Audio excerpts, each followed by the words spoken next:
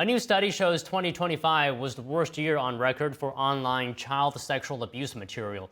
Joining us to discuss this is Dani Pinter, Chief Legal Officer at the National Center on Sexual Exploitation. So, Dani, good afternoon. And the study by the Internet Watch Foundation says there's been a 26,000% rise in realistic AI videos of child sexual abuse. Very staggering number. And these often include recognizable child victims. What are your initial thoughts on this whole situation? Well, it's obviously horrific and bad for society, but more concerning is that I think this was preventable and foreseeable. We've been warning that unless there's common sense safeguards on AI, that this is exactly what would happen. So it's distressing to see that that is coming true, but we're hopeful that we can do something about it. Do you think it's because these advances in AI, which have been very fast, they lower the barrier for someone, to create harmful material, especially against children? Exactly. So, this is something predators and child pornographers have tried to do since tech was far behind. They were taking magazines and clipping children into pornographic materials. So, this is not surprising. But now, with this open source AI and how rapidly it's become available, anybody can make hyper realistic, complex CSAM videos without much technical expertise. And so that's frightening and will lead to only a more exponential increase if we don't do something about it now. So these images are artificially generated and not actual photos. What kind of harm can this still create for children and families? And how do we prevent that and contain that harm? Well, you mentioned earlier that some of them are identifiable children. So for the children whose first, original and innocent photo was made pornographic, they're directly harmed by that. And we've heard from survivors of that kind of abuse that they feel very violated, traumatized, in addition to it increasing actual danger for them, as these predators tend to become stalkers and try to find these children and harm them. So it creates that harm, but also we're desensitizing society to child sexual abuse, which we know increases the occurrence of that kind of abuse.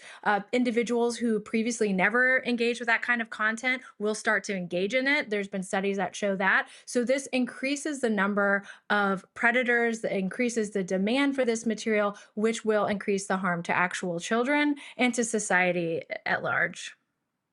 So how do we stop this? How do we mitigate it, reduce the harm?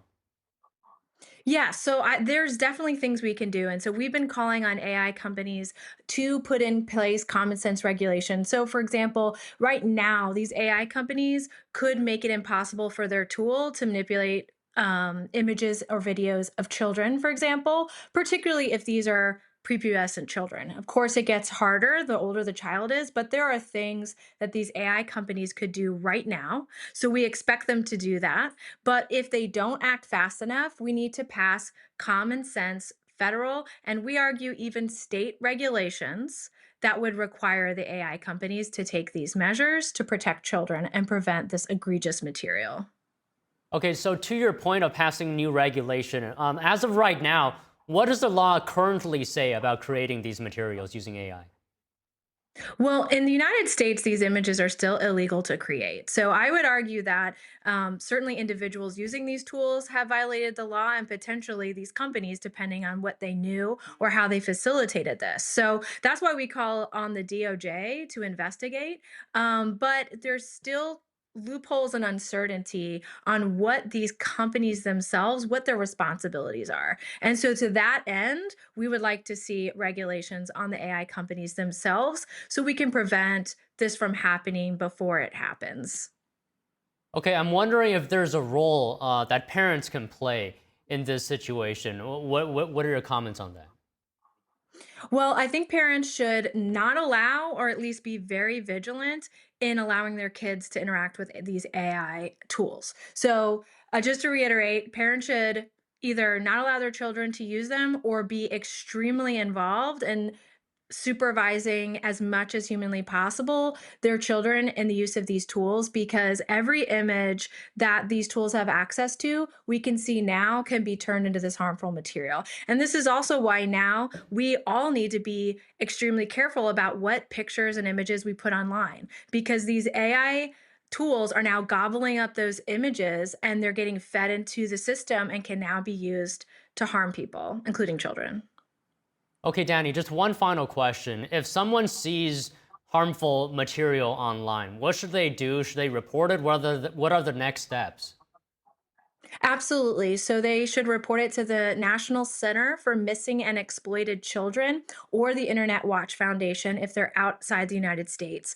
But the National Center for Missing and Exploited Children, that's where they should report it. They will funnel those reports to law enforcement and importantly work on taking down and hashing the image. But even for images that are not of children, I encourage you to report at least to the platform, if not authorities, because right now in the United States, this type of non-consensual images are illegal under the Take It Down Act, and these platforms have an obligation to remove the images. All right, Danny, thank you so much for sharing your insight on this important topic. Absolutely, thank you.